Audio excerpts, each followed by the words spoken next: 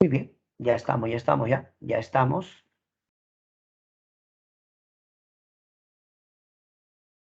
Listo. En Historia del Perú tenemos el Ochenio de Odría y la convivencia. Aún estamos analizando República siglo XX, ¿no? República siglo XX.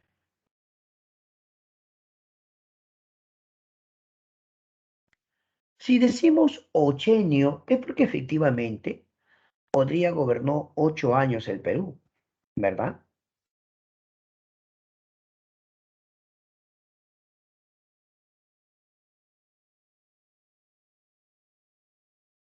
Algo que podemos poner claro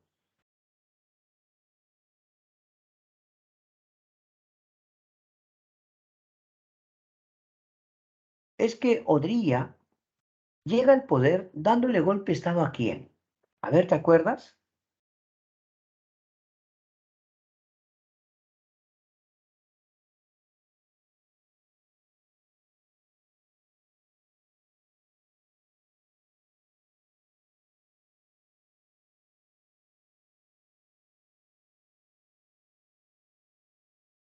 Le dio golpe de Estado a Bustamante y Rivero. ¿Y por qué dio golpe de Estado Odría, Bustamante y Rivero? A ver, ¿qué dices? ¿Por qué? ¿Por qué? Ah, porque Odría, escúchame, le dijo o se había dado cuenta que el APRA y Bustamante estaban peleados. El APRA tenía el control del Congreso y en ese momento el APRA estaba a punto de tomar el poder.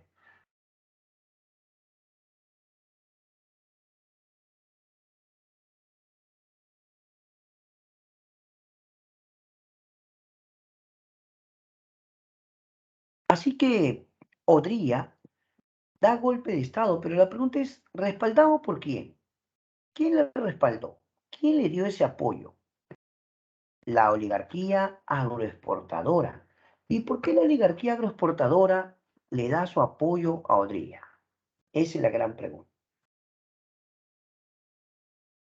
¿Qué dices?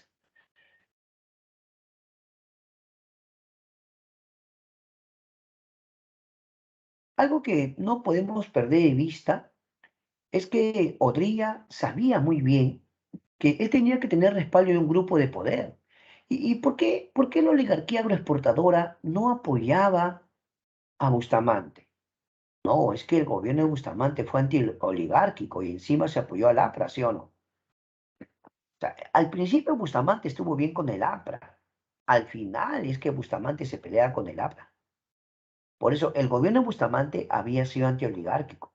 Y la mejor prueba de eso es que Bustamante y Rivero había aprobado una ley llamada Ley del Yanaconaje. Con esa ley estaba diciendo que a los campesinos se les tenía que pagar o remunerar, ¿sí o no? Ahí está el detalle.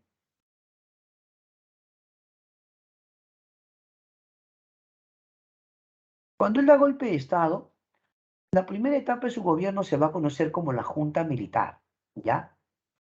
Es la primera etapa, Junta Militar, en la cual él va a decretar un estado de emergencia, ¿ya? Un estado de emergencia, y va a aprobar una ley para perseguir, así como lo escuchas, una ley para perseguir a sus enemigos políticos o sus adversarios políticos, para perseguir al APRA y al Partido Comunista. Los va a perseguir. ¿Te acuerdas tú que Sánchez Cerro había establecido una ley llamada Ley de Emergencia? Con esa ley de emergencia los persiguió, ¿sí o no? Claro, pero ahora, no, lo que pasa es que Manuel Odría sabía que el APRA era un partido de masas y el APRA sí le podía dar pelea. Mira, Sánchez Cerro actuó con la mayor dureza que te imaginas. Cuando el APRA se rebeló, ¿te acuerdas que Sánchez Cerro prácticamente los masacró en Trujillo? Pero lamentablemente al final, ¿cómo terminó Sánchez Cerro? No fue asesinado.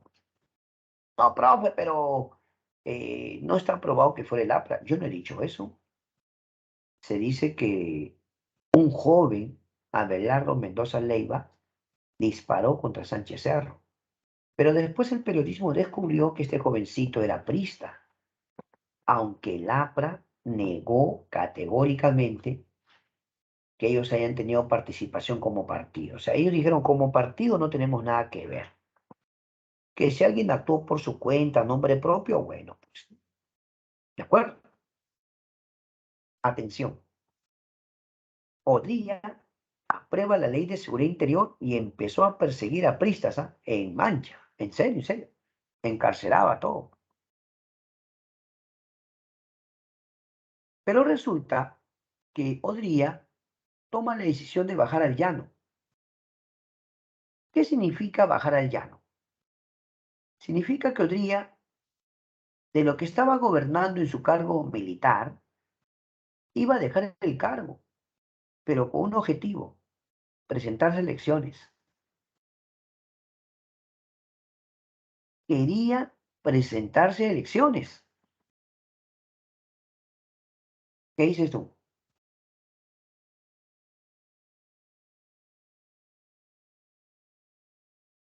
Así que Manuel Odría le entrega el poder a Zenón Noriega.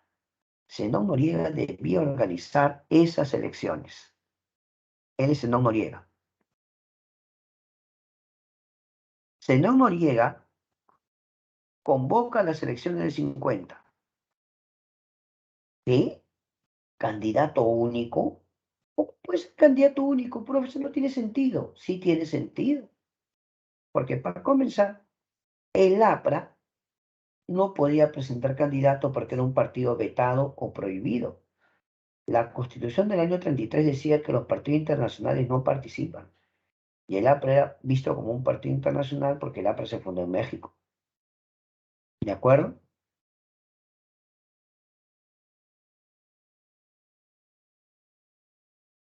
Por otra parte, sí surgió un candidato, ¿ah? Que su nombre es Ernesto Montagne. Este señor pertenecía a la Liga Democrática y un sector de la Marina de Guerra lo apoyaba. O sea, si bien es cierto, Odría es candidato pues de las Fuerzas Armadas, sobre todo el ejército, ¿no?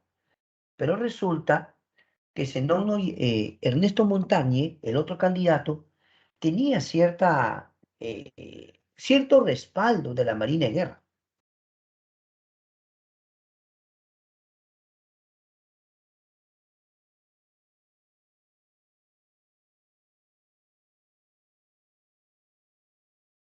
La candidatura de Ernesto Montañe empezó a crecer y esto a Odría le empezó a preocupar.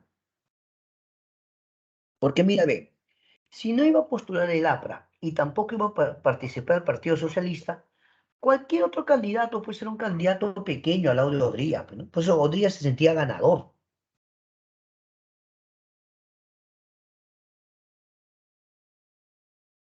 ¿Ya?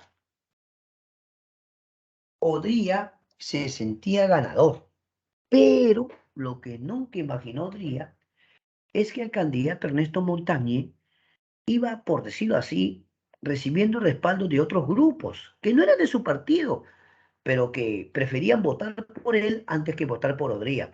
No, es que Odría era un militar que tenía esa característica de autoritario, de imponer cosas, ¿no? Así que yo tengo una pregunta muy sencilla. Los apristas sí podían votar, lo que no podían era presentar candidato, pero los apristas sí podían votar. Y mi pregunta es, ¿por quién va a votar el APRA? ¿O por quién iba a votar? Por Odría nunca, porque Odría con su ley de seguridad interior lo estaba persiguiendo. O sea que esos votos iban a ir para Ernesto Montañe. ¿Y por quién iban a votar también los socialistas y comunistas? También por Ernesto Montañe. Él no era candidato del APRA ni socialistas. Estoy diciendo que ellos iban a votar por él. Así que una vez que Odría se dio cuenta, Odría empezó una campaña de desprestigio. Y finalmente, ¿qué crees que hizo? Logró que anulen la candidatura de Ernesto Montagne. Anulada su candidatura, métanlo preso. ¿Qué? Ernesto Montañe fue arrestado y llevado a prisión. Y aunque tú no lo creas, Odría fue candidato único. ¿Qué? ¿En serio? Se recontrapasó, ¿ah? ¿Cómo va a ser candidato único, profe? ¿Y dónde ha visto eso? Sería el colmo que pierda, ¿no? Profe, pero ¿cómo va a haber elecciones? No, sí. Sí hay elecciones con candidato único. Profe, eso casi parece una broma. No, pero sí. Odría hizo su elección y se supone que los votos válidos eran para él, pues, ¿no? Por lo tanto, ganador. ¿Qué es eso, profe? Es evidente que Odría quiso aparentar elecciones democráticas, quiso aparentar, pero por lo que hizo, todo indica que no era un demócrata, ¿ves? Porque no respetó al otro candidato, ¿no? Por ahí buscó desprestigiarlo, acusarlo de algo y por ahí le sacaron ya, preso. ¿Qué es eso? Imagínate. Pero ahora hablemos del segundo gobierno de Manuel Odría. O digamos, la segunda etapa mejor, ¿no? Segunda etapa. Manuel Odría tenía más o menos una frase que decía hechos y no palabras. Hechos y no palabras.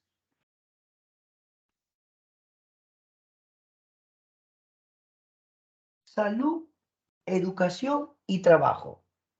Salud, educación y trabajo. Ese era su lema de Odría. ¿Ya? Ahí está. Con la frase hechos y no palabras, proclamó que él se iba a concentrar en salud, educación y trabajo.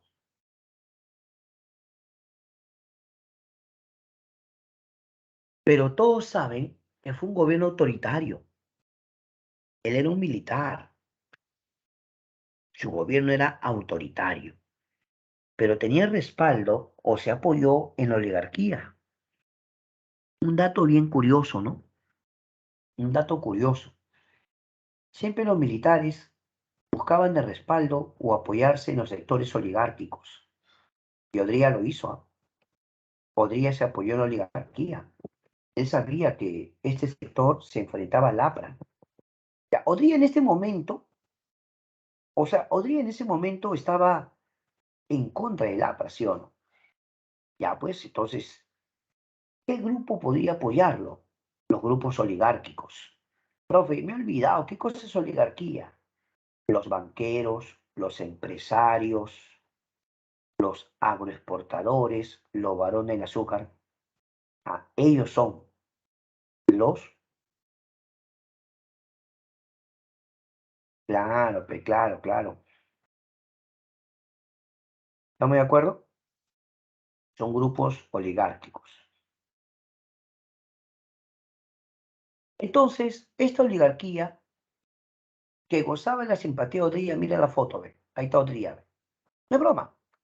Por cierto, Odría no era nada flaquito, ¿no? Ahí puedes ver, mírame. Ahí está la foto. Él es Odría. No te miento, puedes verlo, ve. Está la foto. Él es Manuel Odría.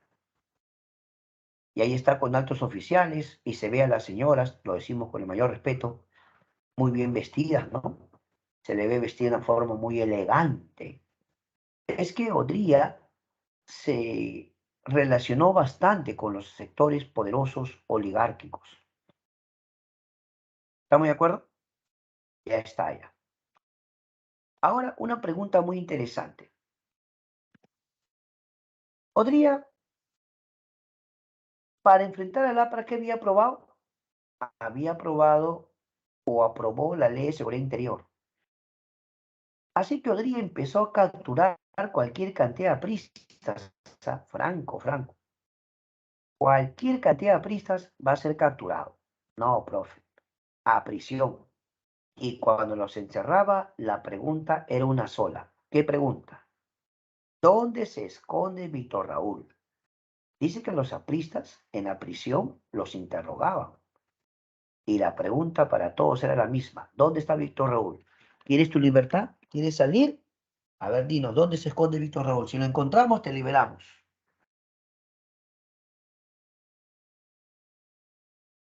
Muchos sabían de lleno que su objetivo de Odría era como sea atraparlo a Víctor Raúl.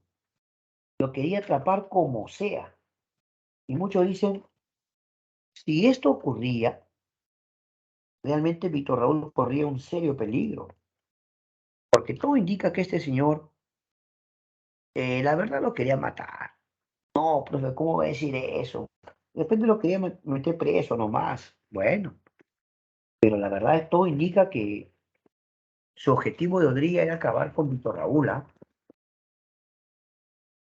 Entonces llegó un momento en que ya, ¿dónde me escondo? Decía Víctor Raúl. Ya no hay dónde esconderme, ya. Todos los me buscan, me persiguen. Entonces, ¿qué crees que va a pasar? Un grupo de apristas lo busca a Odría y le pide, por favor, una reunión. Ya está. Odría aceptó. Ya está bien, dijo. ¿Quiere reunirse conmigo? Ya pues conversemos. A ver, ¿qué quieren hablar? Señor Odría, por favor, queremos pedirle que permita que Víctor Raúl abandone el país. Por favor, queremos pedirle que le dé un permiso especial, se llama salvoconducto, ¿no? Para que Víctor Raúl abandone el país. Si usted permite que Víctor Raúl deje el país, nosotros nos comprometemos a dejarlo gobernar. Es más, el APRA se compromete ya no estar protestando, no estar haciendo alborotos, pero le pedimos por favor que ya no persiga más a Víctor Raúl. Y un acto de buena fe sería que usted le permita que Víctor Raúl pueda abandonar el país. Otra vez, ellos dijeron, si usted permite que Víctor Raúl se vaya del país, el APRA se compromete a no protestar, a no molestar, a dejarlo gobernar a usted pacíficamente.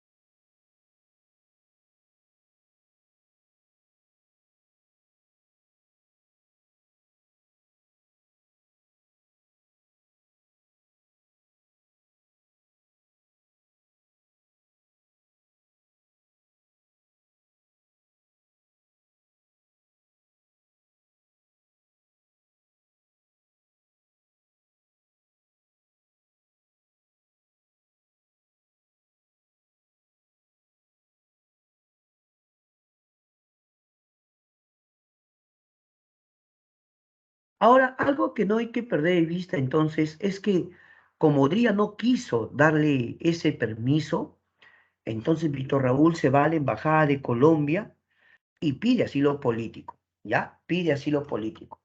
Colombia le aceptó, ¿ah? No, la Embajada de Colombia acá en Lima, la Embajada de Colombia ya le permite que Víctor Raúl se refugie, o sea, en realidad fue un refugio, ¿no? Es un asilo político. Uy, Odría molesto, porque como Odría lo quería atrapar,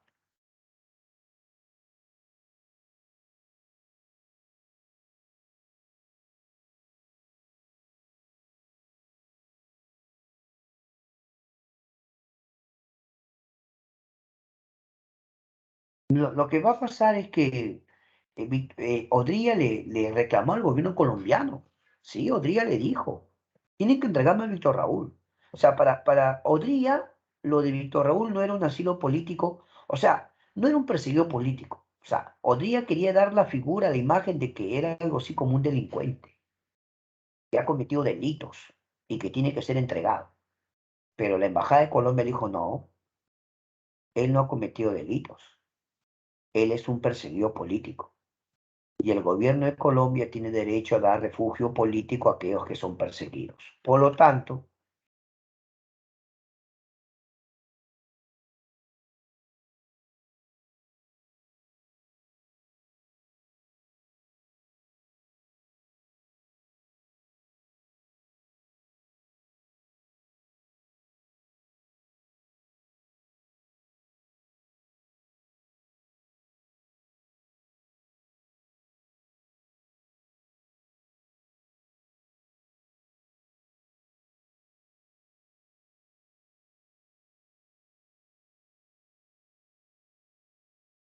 ahora, ¿qué es lo que vamos a notar a continuación? ¿Ves ese dibujito? A ver ese dibujo, obsérvalo. A ver, mira el dibujo. Ahí en el dibujo se ve que Víctor Raúl está ingresando a la Embajada de Colombia, ¿no? Y que Odría está que lo persigue, ¿sí o no? Ese es una caricatura de la época, ni siquiera de esta época. Pero aquí la parte curiosa es que Odría reclama ante organismos internacionales. Y este fue un caso que se fue hasta La Haya. ¿Qué crees? Se va hasta La Haya. Y en La Haya, puedes creer que al final el Tribunal Internacional de Justicia le da la razón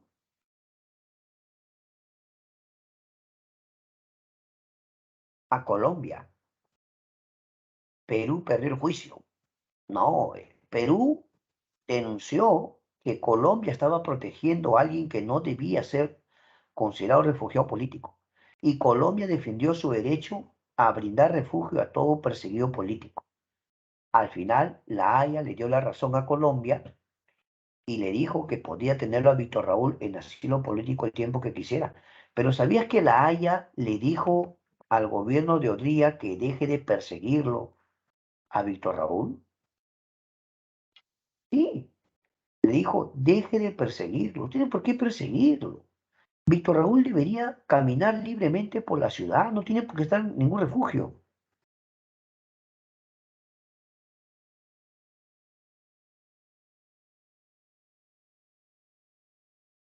Ahí lo tienes. Listo.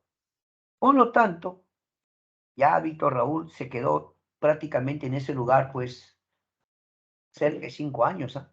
Franco, Franco, ahí, Víctor. En una asilo político, tú no puedes abandonar ese lugar. Ah, pero ¿sabes qué cuentan? Que Odrí había mandado militares y policías fuera de la embajada. Había militares y policías fuera de la embajada. Y decían, ¿no? O sea, la primera que Víctor Raúl quiera salir a dar una vueltita, a tomar el aire, acá lo esperamos. Franco, Franco, Franco. Listo. Un detalle muy importante del gobierno de Odría es que Odría va a aprobar el voto femenino para elecciones generales. ¿Qué cosa? ¿Qué intención Odría aprueba esto? Que Odría era un demócrata, no era un demócrata, señores. Era autoritario, perseguía a sus adversarios. Entonces, lo que pasa es que Odría soñaba con otro periodo, con otro mandato. ¿Entiendes o no? Ya Odría estaba que hablaba en el Congreso para que aprueben la reelección. No se iba a poder. ¿Por qué? Porque la Constitución del 33 prohibía la reelección, salvo que cambiaran la Constitución, ¿no? Ahí está el detalle. Si cambiaba la Constitución, ahí sí, pero no, pues, estaba frito. Odría quería quedarse un periodo más. Y mira, mira su astucia. Si él lograba eso, ¿quién iba a votar por él, al menos en agradecimiento? Sí o no que al aprobar el voto femenino para elecciones presidenciales, él quería asegurarse al menos el voto de un sector de mujeres del Perú, que al menos en agradecimiento podían votar por él, ¿sí o no? Ese Odría se recontrapasó, ¿ah? Se recontrapasó Odría. Franco, Odría quería sí o sí su reelección. Pero lamento informar para ese señor que no hubo para nada ninguna reelección.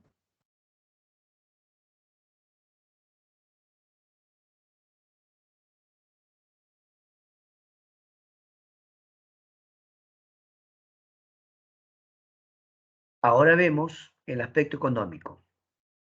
En el mundo se vivía la Guerra Fría, sobre todo que había el mundo de dos bloques, ¿no? El mundo bipolar, el mundo del bloque capitalista y el bloque socialista. Los países que apoyaban a Estados Unidos y los países que apoyaban a la URSS. Repito, países que apoyaban a Estados Unidos y países que apoyaban a la URSS. a la Unión de Repúblicas Socialistas Soviéticas.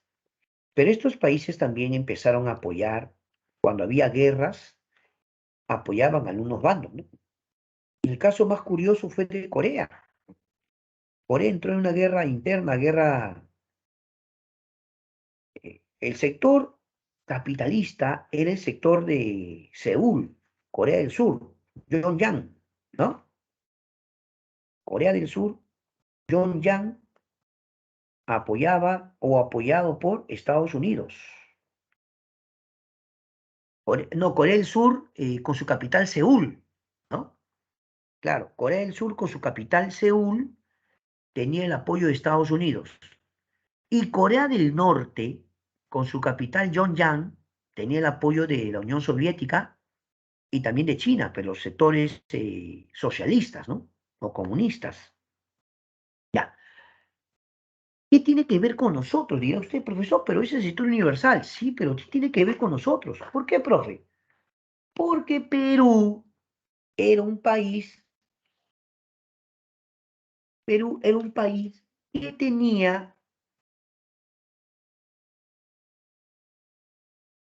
materias primas, alimentos o víveres, algodón, caña de azúcar, muchos minerales, y estos países que estaban en guerra necesitaban, pues, ¿sí o no? Así que las ventas peruanas o sus exportaciones van a crecer, van a aumentar, ¿no? Las exportaciones peruanas crecen, aumentan. Como resultado, atención mis queridos amigos, va a haber cierta bonanza económica. ¿En serio? ¿Y por qué va a haber bonanza económica? Porque Perú, al vender más, ¿qué va a hacer Odría? Va a invertir en el sector de la construcción, pues. Así Odría va a invertir en construir colegios, hospitales. El gobierno va a recibir a la denominada Misión Klein. Repito, llegó al Perú la Misión Klein.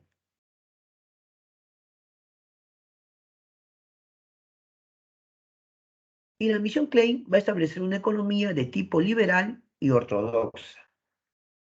Economía liberal y ortodoxa. ¿Qué buscó el jurista Julius Klein? Este economista, Julius Klein, recomendó que la economía peruana sea una economía más liberal. ¿Qué quiere decir con eso de ser una economía más liberal? Se proponía que la economía sea más,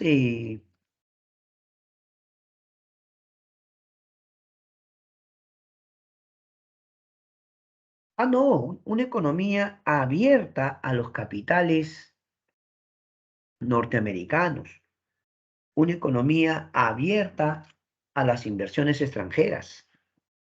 En el fondo se buscaba eso, ¿no? Claro,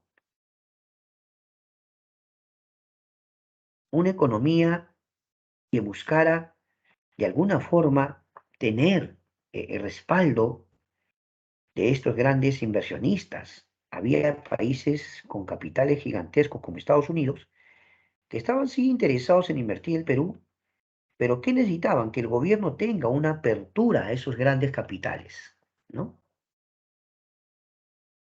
Apertura a los grandes capitales norteamericanos. Ya está. Por otra parte,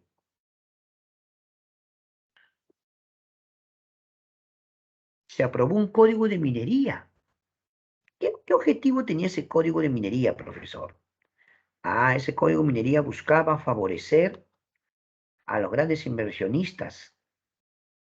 Profesor, me parece, o el gobierno de Bolivia se llevaba bien con los norteamericanos. Se llevaba súper bien. Se llevaba súper bien con los norteamericanos, ¿ah? De tal forma que hubo un acercamiento muy fuerte a estos capitales, ¿ya?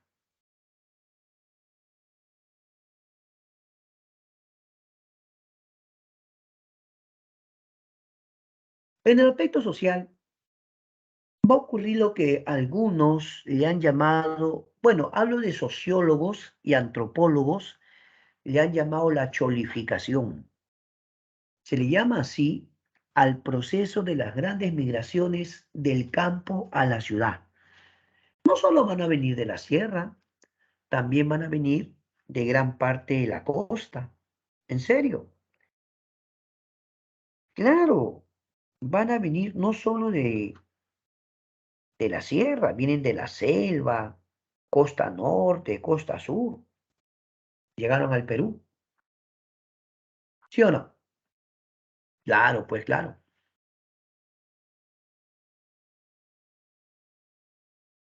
¿Qué en cuanto a cómo se dio este proceso? Bueno, muchas personas que venían a Lima lo hacían porque querían, ¿por qué no? Una mejor educación para sus hijos, tenían anhelos, sueños, ¿no? Su deseo era poder progresar, ¿no? Tener una mayor apertura a oportunidades. Mira, por ejemplo, vamos a poner el caso de el papá, ¿ya? El papá es, pues como cabeza de la familia, le decía, el esposo le decía a su esposa, me voy a Lima a buscar un trabajo, quiero un mejor porvenir para mis hijos. Le decía a su esposa, no te preocupes, yo voy a llegar a Lima, busco trabajo y les mando platita, como sea, me voy a mandar. Ya, al principio va a ser difícil, seguro, pero voy a esforzarme y les voy a mandar platita, no te preocupes. Sí, pero no te vayas. Y se iba. No, sí se iba. Al poco tiempo, de repente este esposo volvía y le decía a su esposo y sus hijos, me ha ido bien. Ahora he venido a llevarlo a todos, así que nos mudamos todos, ya nos mudamos, vamos a Lima. A veces primero venía el papá, a veces venía el hijo mayor. A veces el hijo mayor le decía a su papá, papá, mamá, me voy a Lima a trabajar. ¿Qué? Me voy a Lima a buscar un trabajo, pero hijo, no, mamá, papá, no se preocupen, voy a estar bien. Pero hijo, en Lima no tienes a nadie, no conoces a nadie, ¿qué vas a hacer? No te preocupes, mamá. Al principio seguramente va a ser difícil, pero voy a buscar mi trabajito. Y como sea, mamá, voy a salir adelante. Más bien, mamá, cuando ya yo haya logrado algo, te voy a mandar platita, mamá, no te preocupes, te voy a mandar plata, te voy a ayudar. Oye, así hubo muchos casos, pero no fue tan fácil, porque de repente, ¿qué cosa es lo que se vio? Que muchos buscaban trabajo en Lima y los trabajos que conseguían eran trabajos así, si es que conseguían de obreros, bueno, ¿no? Pero a veces conseguían trabajos así temporales nomás, ¿no? Trabajos temporeros, trabajos informales, no bien pagados. Pagarse una vivienda o un alquiler de vivienda ya era muy fuerte porque a veces ganaban poquito, pero no ganaban mucho. Entonces, pagarse un alquiler, a veces, y también tu comida, todo, cuando te das cuenta no te alcanzaba, ¿no? Entonces, muchos, ¿qué van a hacer? Van a buscarse en los cerros, pues. Ahí está, mira la foto, esa foto.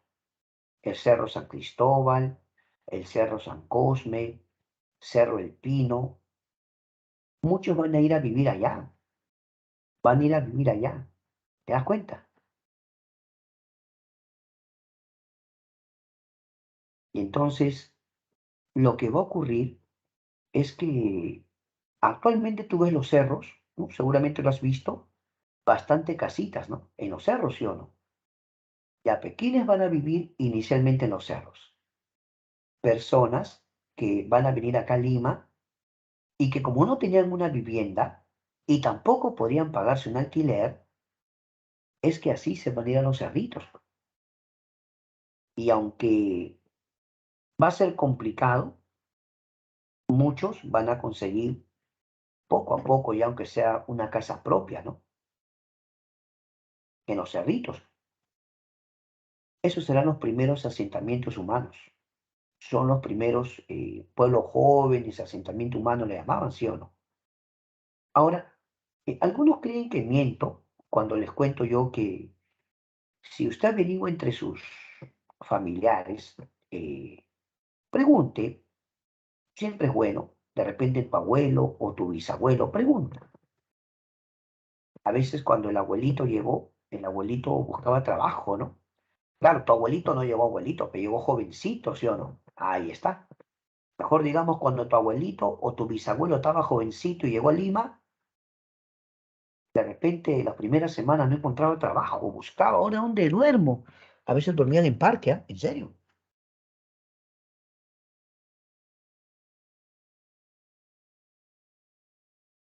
A veces dormían en parque, pobrecitos, ¿ah? Complicado. Pero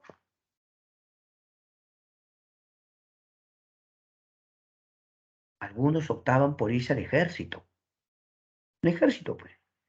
¿Por qué? Porque si hacían el servicio militar, en el ejército tenían asegurado algo que tenían casa, ya, casa, comida, ¿qué? Comida, ya garantizado ya. ¿Qué más tenían? Aparte de comida, tenían una especie de propina. No era un sueldo. En el ejército no le dan sueldo, le dan como una propina a los que sirven pues, en el ejército. ¿Ya? Pero lo más importante de todo es que podían hacer una carrera. Pues. Los que servían en el ejército podían hacer una carrera. ¿Te das cuenta? Ahí estaba el detalle. Y muchas jovencitas o señoritas que también venían, muchas veces iban como empleadas del hogar, trabajaban en casas, en Miraflores, San Isidro, ¿no? En algunos distritos buscaban su trabajito y conseguían pues como empleadas del hogar. Y con el paso del tiempo, que esto son historias reales, ¿ah? No, no crea que estamos mintiendo. A veces, no sé si tú escuchas hablar de la Plaza San Martín. ¿Conoce la Plaza San Martín? Se dice que los días domingo, las señoritas que trabajaban en casa tenían su día libre domingo y los militares y los soldados también tenían su día libre domingo. Entonces, ¿a dónde se iban a pasear? Al centro de Lima. ¿Y qué lugares eran lugares concurridos? La Plaza San Martín, por ejemplo. Entonces, a veces las señoritas iban a pasear y los varones también, y ahí se conocían, pues. Con el tiempo se enamoraban y, bueno, decidían formar su hogar, pero ahora comprar una casa, un terreno, bien complicado, ¿no? Por eso es que así muchas parejas, ¿dónde van a comenzar? Ahí está la foto. Van a empezar en un cerrito. Lo digo con respeto, no vaya usted a tomarlo mal. Muchas familias así van a empezar su vida y hoy día pues ya con el tiempo han progresado, ¿no? Sus hijos han estudiado, les ha ido bien, ya se han comprado casas en otros lugares, ¿no? O con el tiempo esa casita que tenían en el cerrito lo vendieron y se mudaron a otro sitio también, ¿no? Bueno, ya está.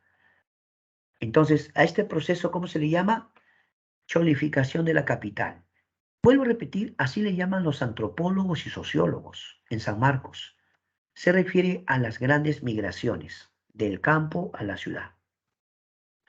Pero Odría también va a dar algunas medidas asistencialistas. Algunos dirán, ¿a qué se refiere con eso de medidas asistencialistas? Nos referimos a que Odría buscó dar ciertas ayudas a sectores populares.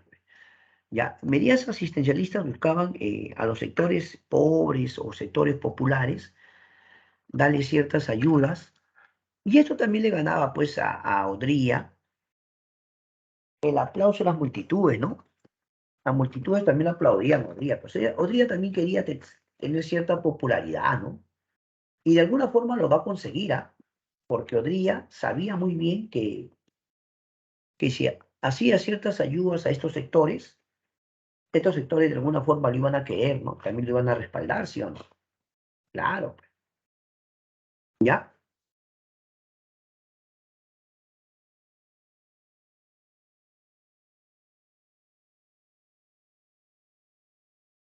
También se va a crear la Central de Asistencia Social a cargo de la primera dama, la esposa de Manuel Odría, la señora María Delgado Odría.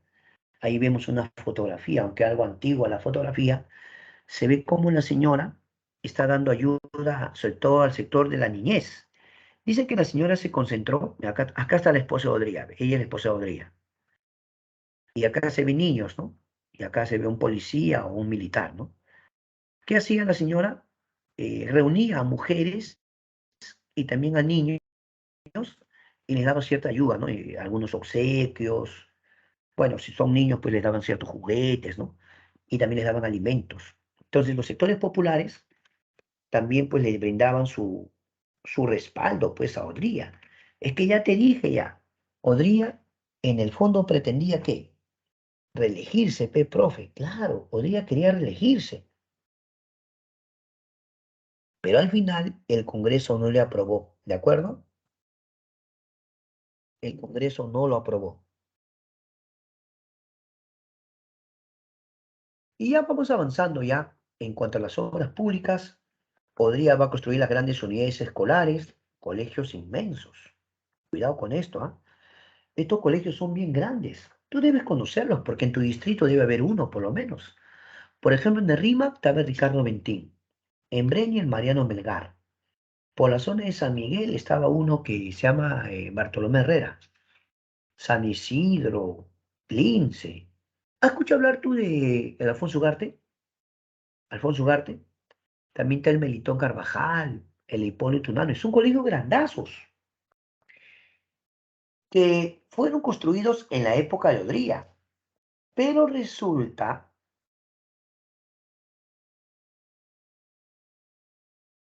que en el segundo gobierno de Alan ordenó su remodelación. Muchos de estos colegios que eran de la época de Odría, ya pues con el paso de los años, habían pasado más de 50 años, ya estaban ya muy deteriorados, ¿no? Descuidados. Pero Odría, o diré Alan García, en su segundo gobierno ordenó la remodelación.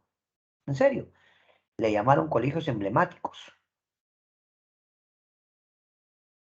Y ahí en cuanto al Estadio Nacional, el Estadio Nacional que tú conoces actualmente también ha sido remodelado. Pero ¿quién puso los cimientos del Estadio Nacional de cero? Odría, pues. Profe, ¿por qué hacía obras?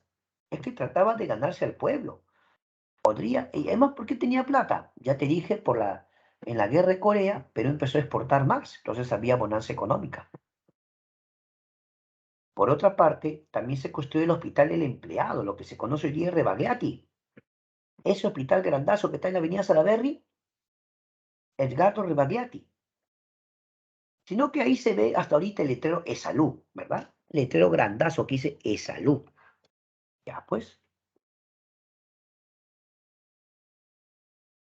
Por otra parte, se va a crear el CAEN, que significa Centro de Altos Estudios Militares. CAEN, Centro de Altos Estudios Militares. ¿Ya?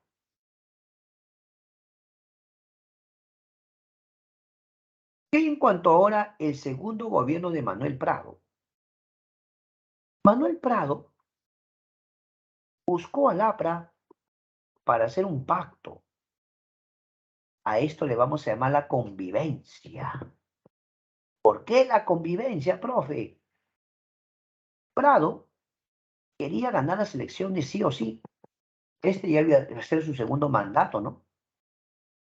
Prado sabía que si buscaba el respaldo del APRA, que era un partido de masas, podía asegurar muchos votos. Víctor Raúl estaba en la embajada de Colombia, no podía ni salir.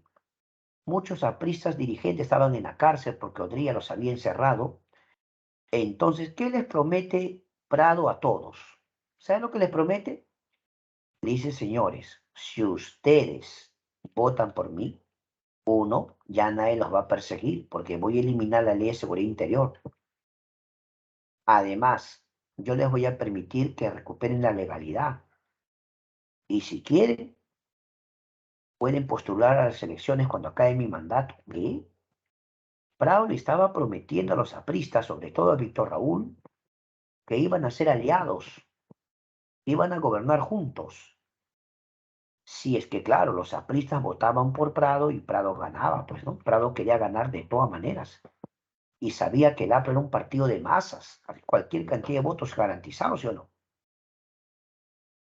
Por lo tanto, Prado Garteche, escucha, Prado Garteche y el APRA son protagonistas de la convivencia. Pero mira, esa caricatura es de la época, esa caricatura no la inventamos nosotros, es de la época. ¿Y ahí cómo se ve? Se ve a Prado sentadito, elegante, y a Víctor Raúl lo ponen como si fuera un mozo, como si fuera un mozo que le sirve a Prado, ¿sí o no? Así es la caricatura política de la época.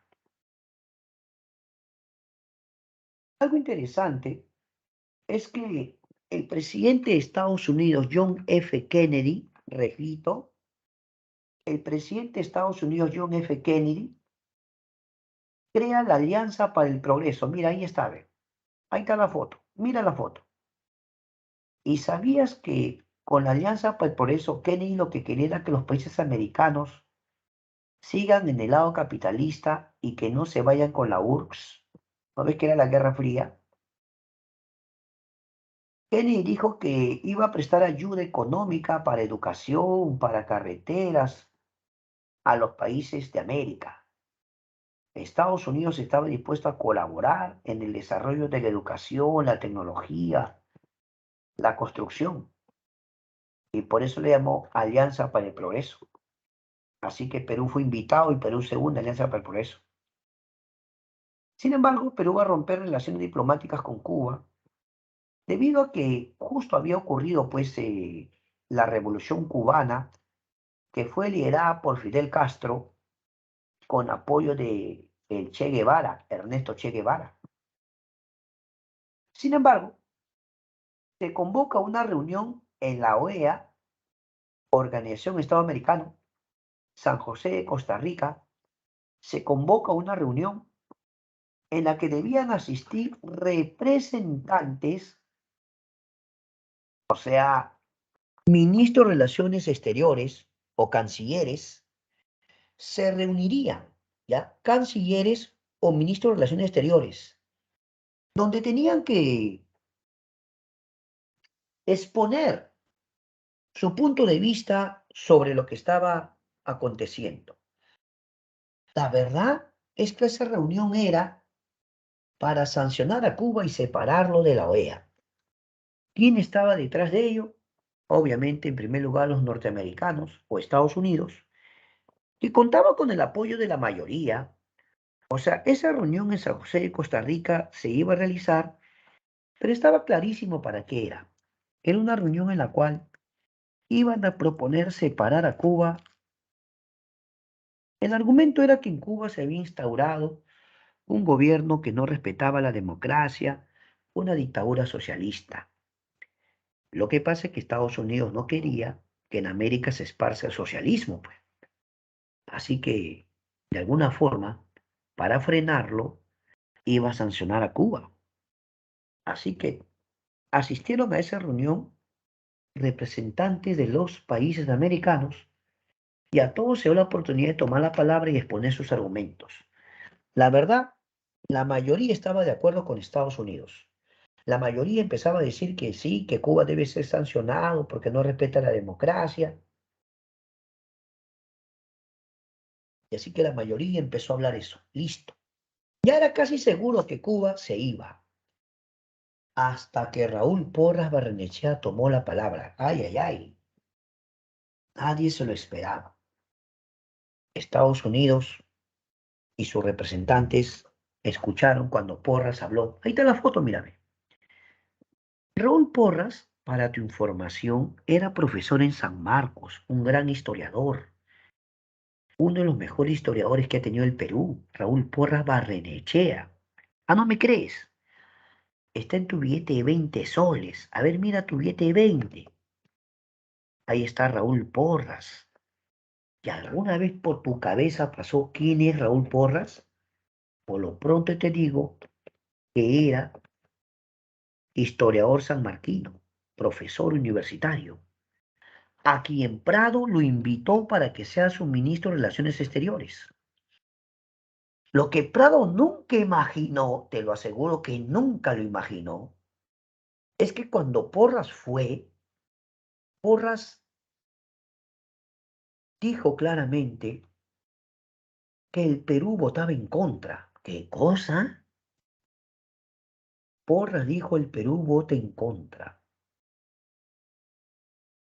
El argumento, la autonomía de los pueblos y la no injerencia en los asuntos internos. Porras dijo que era por una cuestión de principios. Claro que no todos pensaban como él. Cuando Porras acabó su discurso, alguien le avisa, señor Porras, llamada telefónica urgente. Llamada, sí, vaya al teléfono. Tiene una llamada urgente. Era el presidente Prado. El presidente Prado había escuchado el discurso vía telefónica.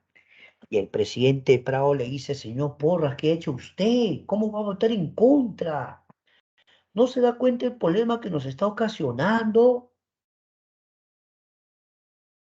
¿Cómo va a votar en contra? En este momento vaya usted y rectifíquese. Diga que se equivocó. Bueno, pues que lo ha pensado mejor, que ya recapacitó. El presidente Prado le estaba pidiendo a Porras que se retracte. Y Porras le dijo, no, señor, por una cuestión de principios no lo voy a hacer. ¿Qué cosa? Venga de inmediato al Perú que tiene que dar explicaciones. Regrese al Perú de inmediato. Tiene que dar explicaciones usted. Y así que Porras regresó al Perú y Porras le agradeció al presidente, pero presentó su renuncia irrevocable. Sí, Porras renunció. ¿Qué te parece? Interesante, ¿no? Pero no vayas a pensar que Porras está en el billete de 20 por lo que hizo, no. Él se ganó su condición de personaje importante porque fue un gran historiador y profesor en San Marcos. Uno de los mejores historiadores que hemos tenido. Está en tu billete de 20, ¿sí o no? Ya está, ya. Por otra parte, Prado ordena la creación del Comando Conjunto de las Fuerzas Armadas, ¿sí? En el aspecto económico, da una ley de promoción industrial. Para eso trajo como ministro de Hacienda a Pedro Beltrán, un hombre que era de características liberales, apertura de los mercados extranjeros, capitales extranjeros. También va a haber el boom de la pesca, ya el boom pesquero. Va a llegar al Perú, o el Perú va a crecer por un empresario nacional llamado Luis Banchero Rossi, la famosa exportación de harina y pescado, la anchoveta, que en el Perú había en abundancia.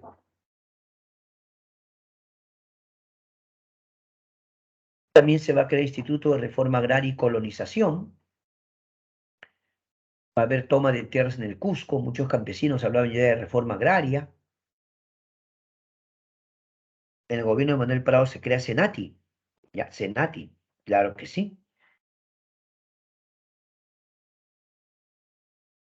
Pero el año 62 es una elección polémica, polémica. Tres candidatos con muchas posibilidades. Víctor Raúl queda primero con 32,98. Postula por el APRA. Prado le dejó postular. Prado le dejó postular. Melón de Terry postula por Acción Popular con 32,13. Manuel Odría con 28,44. Quedó tercero Odría. Víctor Raúl ha quedado primero, pero no ha alcanzado el tercio mínimo de votos.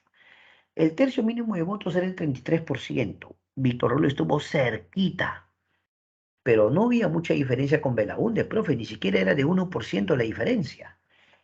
En esos casos, cuando no había segunda vuelta, tenía que decidir quién. ¿Quién debía decidir? El Congreso de la República. El Congreso tenía que reunirse y el Congreso tenía que ver si proclamaba ganador a Víctor Raúl o a Belaúnde. ¿Qué? el Congreso debía reunirse y tomar una decisión. Así que empezaron los debates en el Congreso. Un grupo estaba a favor de que Víctor Raúl sea proclamado presidente. Otro grupo decía, no, no hay que hacerlo. ¿Pero por qué? Porque si lo proclamamos a Víctor Raúl, los militares no lo quieren a Víctor Raúl. Los militares no lo pasan a los apristas. Si proclamamos a Víctor Raúl, solo estamos provocando un golpe de Estado, ¿no se dan cuenta? Entonces, ¿qué vamos a hacer? El Congreso estaba debatiendo y aún no había tomado su decisión. Pero de repente, los militares llevan a cabo un golpe de Estado. ¿Qué? Sí.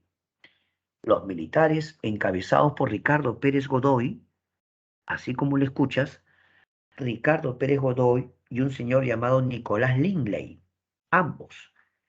Ricardo Pérez Godoy y Nicolás Lingley dan golpe de Estado contra Prado. Muchos dicen que el objetivo era evitar que llegue al poder quién. ¿Qué, profe? ¿Por qué los militares dan golpe de Estado? Todo parece indicar que su objetivo era evitar que el APRA llegue al poder. Pero, profe, el Congreso aún no se había pronunciado. Sí, pero hay quienes dicen que al parecer lo iban a proclamar a Víctor Raúl. Así que los militares se aseguraron. Aunque los militares dijeron que lo hacían para evitar la voluntad de fraude. ¿Fraude? Sí. Ellos dijeron que querían evitar eso. Golpe de Estado a cargo de Ricardo Pérez Godoy. Ahí lo dejamos la teoría, lo dejamos ahí. Y a partir de este momento, perdón, a partir de este momento vamos a tomar su examen diario, por favor, su examen diario. Le invitamos a usted a buscar ya su examen, que ya está activo su examen, acá lo estoy viendo, ya jóvenes, así que por favor, están invitados a dar su examen. A partir de este momento, todos los presentes a dar su examen diario. Vamos, a practicar, por favor, a practicar. Es importante que practiquen, mis amigos. Por eso hacemos la pausa para que usted pueda practicar, ¿ya? A ver, vamos, da tu examen diario. Listo, vamos, a dar su examen.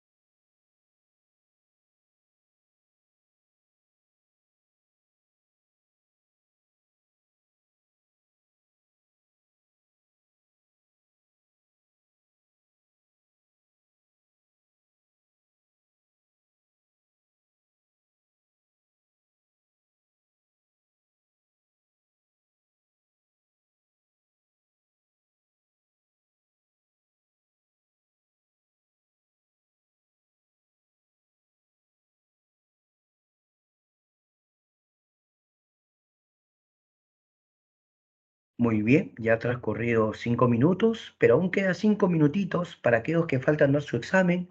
Lo invitamos a hacerlo, aún tiene 5 minutos.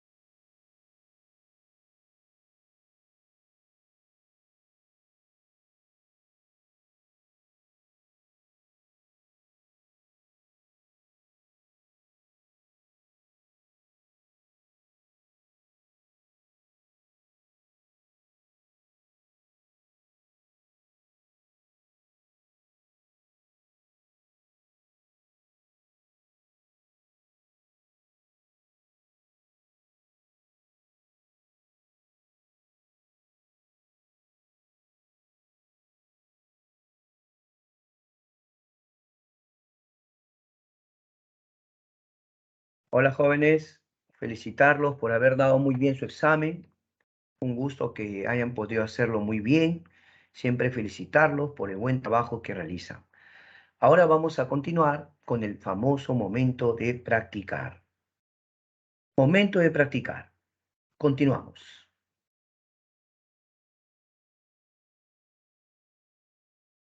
Ahí está. Vamos al momento de practicar.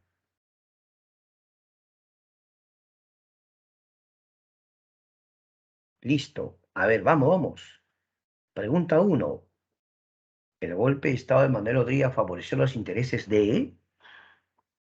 A ver. La burocracia militar, la burguesía industrial, la oligarquía agroexportadora, la clase obrera. ¿Qué dice?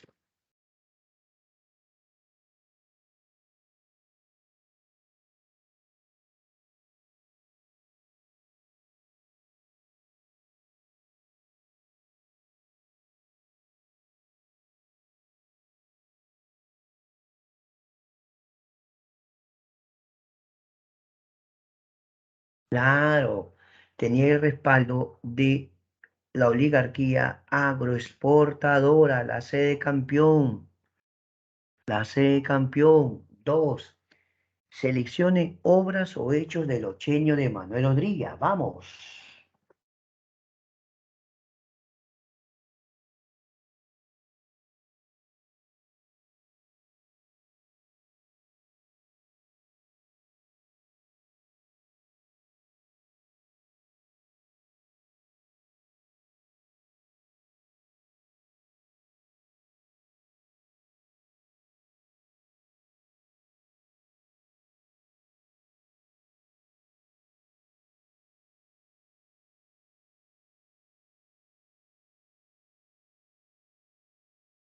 A ver, ¿cuáles?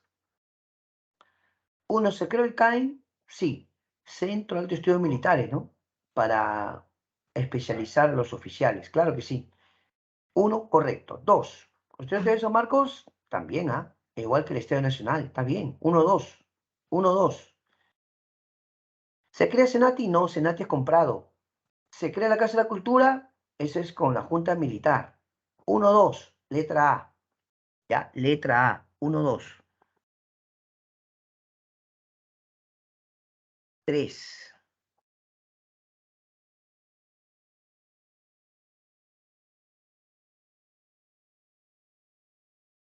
¿Qué dices?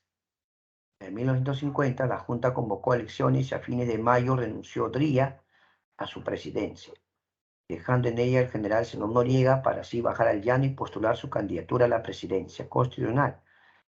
La Liga Nacional Democrática presentó también como candidato al general Ernesto Montagne. A mediados de junio se produjo una violenta insurrección en Arequipa, que fue aplastada por el ejército. El gobierno ordenó la prisión de Montagne, quien nada tuvo que ver con el levantamiento, pero el Jurado Nacional de Elecciones denegó su inscripción como candidato. De esta manera, podría, como candidato único, se realizó una farsa electoral que obligó a la ciudadanía a concurrir a las urnas de sufragio.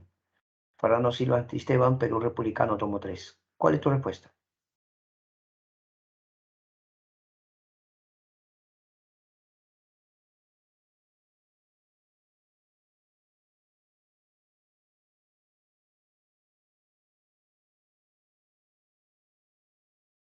Claro, sin ninguna lectura, una farsa, ¿sí o no? Claro. La C, las elecciones de 1950 fueron consideradas una farsa electoral, ¿sí o no? La 3, la C. Pregunta 4, vamos, pregunta 4. El ochenio de Manuel Rodríguez mantuvo en la ilegalidad a los aprisa promedio de. Vamos, vamos.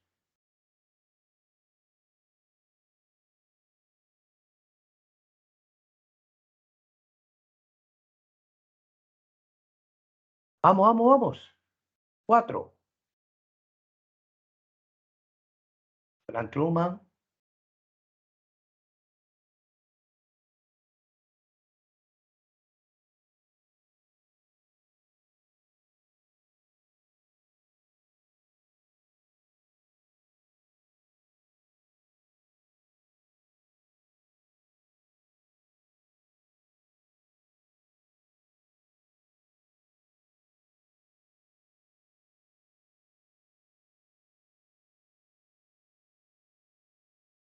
La ley de seguridad interior, ¿sí o no? La ley de seguridad interior, la ley doctor. 5. Indique aspectos importantes del ochenio. Indique aspectos importantes del ochenio.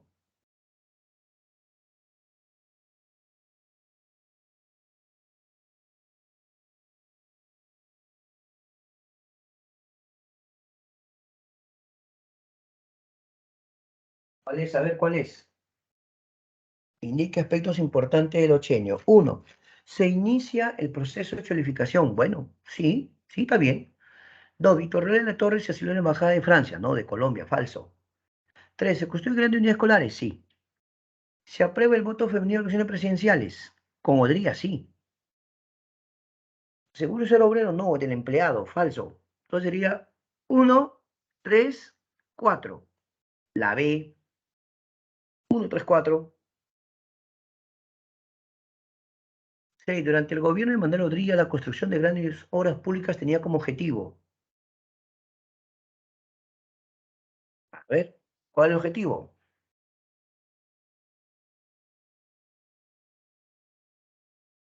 Ganarse el favoritismo. ¿Cuál sería? La D, buscar la aceptación de las grandes mayorías, ¿sí o no? Claro, Odría buscaba el apoyo de las grandes mayorías. 7. La convivencia se produjo entre el partido aprista y el gobierno de qué presidente. Vamos, vamos. La convivencia se produjo entre el partido aprista y el gobierno de qué presidente. Manuel Prado, profe, correcto, Manuel Prado. 8. Indique la verdad o falsedad de los siguientes enunciados referidos al segundo gobierno de Manuel Prado. A ver la 8, a ver la 8, vamos la 8.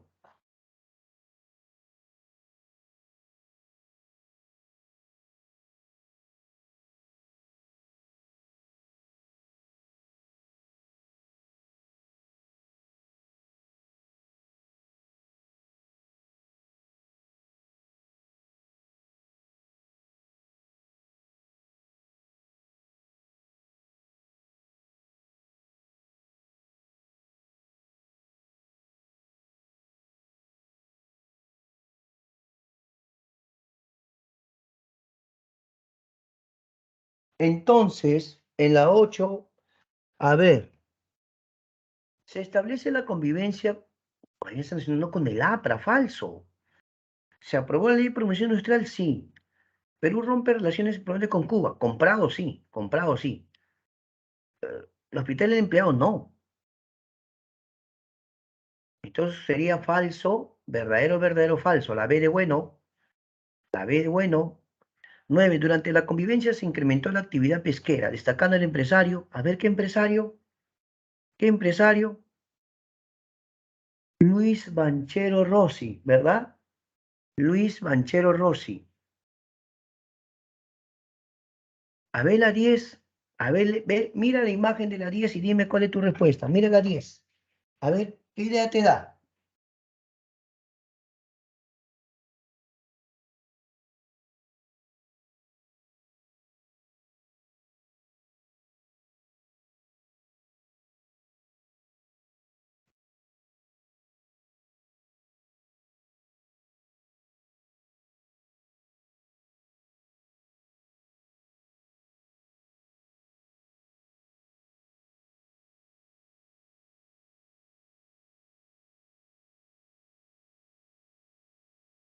A ver, ahí ves a dos personas conversando, ¿no? Y dice, ve, por fin don Pedro aceptó usted el Ministerio de Hacienda.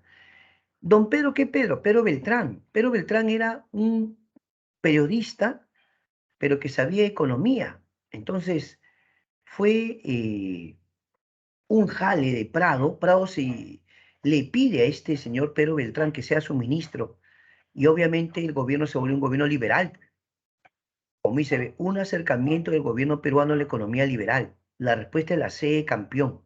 ¿Ya? La C, campeón. Dejo de compartir y a partir de este momento, yo voy a esperar que tú me escribas algunas preguntas, pero siempre es bueno agradecer también la buena participación de los chicos, ¿no? Damos las gracias a Edison, a Marjorie, ¿no? Que han mandado sus respuestas. Está muy bien, Edison y Marjorie, gracias por participar, ¿ah? Y saludar a todos los presentes también. Pero ahora quisiera pedirles que me escriban algunas preguntas. Yo también tengo preguntas para ustedes, pero primero sus preguntas. A ver, preguntas del tema o temas anteriores. Vamos a preguntar. Escriban su pregunta. ¿Quieres que te repita algo? ¿No entendiste bien? ¿No escuchaste bien? Lo repito. Vamos, vamos. ¿Tienes alguna curiosidad, algo sobre el tema? Pregúntame, pregúntame. Escribe, por favor.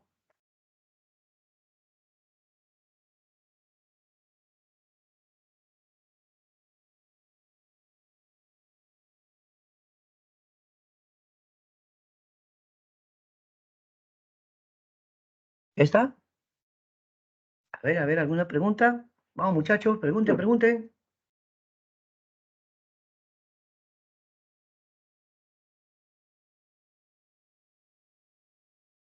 Preguntas, preguntas, vamos, vamos, preguntas. Si en la tarea hay algo que no te convence también, pregúntame. Cualquier punto que tenga que ver. Ahorita que estoy en clase debes preguntarme, ¿ah? Este es el momento que me preguntes. Aquí en clase debes preguntarme. Vamos, vamos. Ya, no hay problema. Entonces yo también tengo preguntas para ustedes, aunque aquí hay algunas preguntitas ya. A Edison, lo que pasa es que ya había surgido un movimiento campesino. Edison pregunta, ¿cuál fue la causa de la toma de tierras en Cusco? Querían reforma agraria, Edison. ¿Por qué crees tú? Mira, que Odría crea el CAEN, Centro de Estudios Militares, porque Odría sabía que en el Perú se estaba gestando un movimiento campesino que quería reforma agraria, pero ¿de qué forma se podía dar esa reforma si es que el Estado no le daba tierra a los campesinos? Ahí el Estado tenía que pensar qué hacer. A ver, ¿de dónde podía sacar tierras? ¿Tierras abandonadas, infértiles? No, no. Prado creó un instituto de colonización y reforma agraria, pero solo era de estudios. La Junta Militar, ya, la Junta Militar, la otra semana vamos a ver, va a aprobar una ley de base de la reforma agraria. Entonces, lo que estaba ocurriendo, Edison, es que ya estaba surgiendo un movimiento campesino que quería tierras, pero esto no iba a ser tan sencillo. Por eso después, ¿quién viene? Viene Velasco, y Velasco hace la reforma agraria. Pero, uy, eso va a ser materia de polémica. Materia de polémica, ¿por qué? Porque algunos están a favor y muchos están en contra, ¿no? Eh, Hay cuestión de, cuando lleguemos a ese tema, vamos a ver un poquito más, ¿ya? Ahora miren, yo les voy a contar una pregunta que vino el 26 de noviembre de 2021, ¿ya? Escuchen la pregunta, mira, se ve una imagen, dice, el siguiente afiche, publicado durante los primeros años del gobierno general Manuel Odría, tiene un claro mensaje político. Observe detenidamente la imagen y determine el valor de verdad o falsedad de las siguientes afirmaciones. Es una ficha donde se ven los militares, ya que están buscando cuidar a las familias, y se ve una imagen así como gente que está buscando hacer pleitos, problemas, que son los apristas. Dice bien claro la ficha APRA. A ver, alternativa, punto uno dice, el militarismo genera inestabilidad política y destrucción en el Perú. Punto 2. Los militares defienden los valores de la familia, la religión y la patria. Los peruanos, la iglesia, el ejército, veían al fascismo como su enemigo.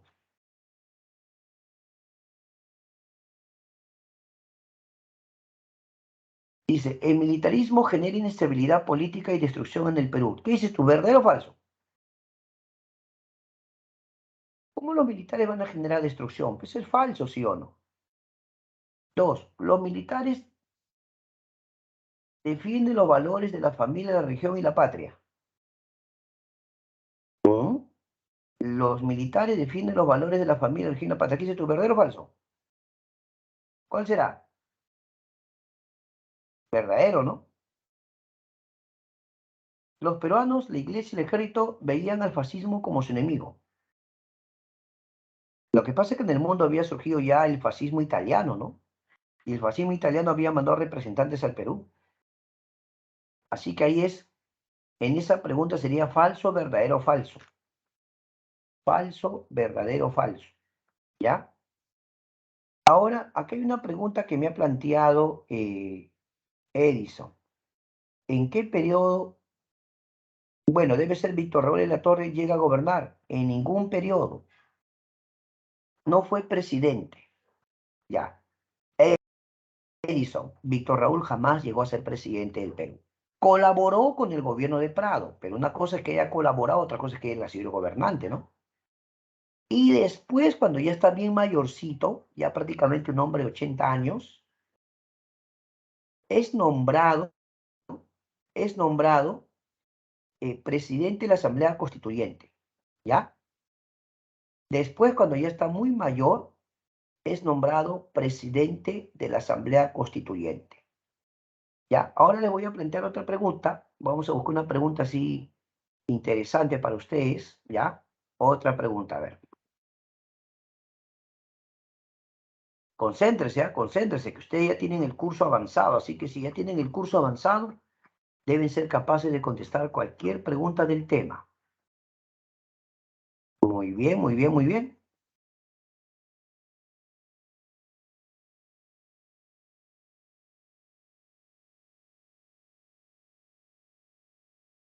Dice así.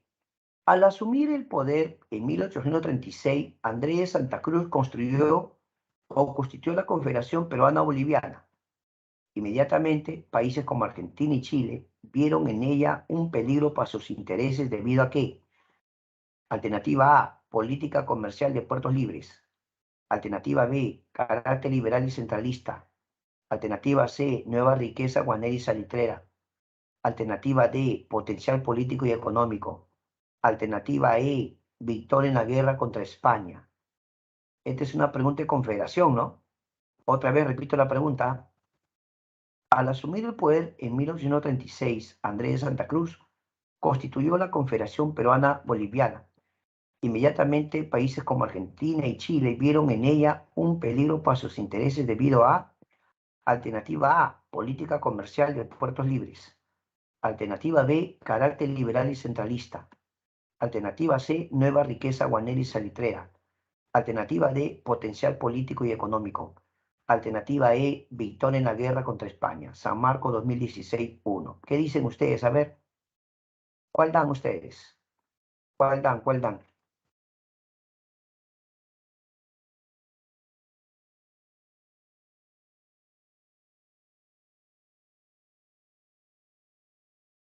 Mira, si tú dices política comercial de puertos libres, no es que esté mal, pero hay una que es mejor y lo incluye.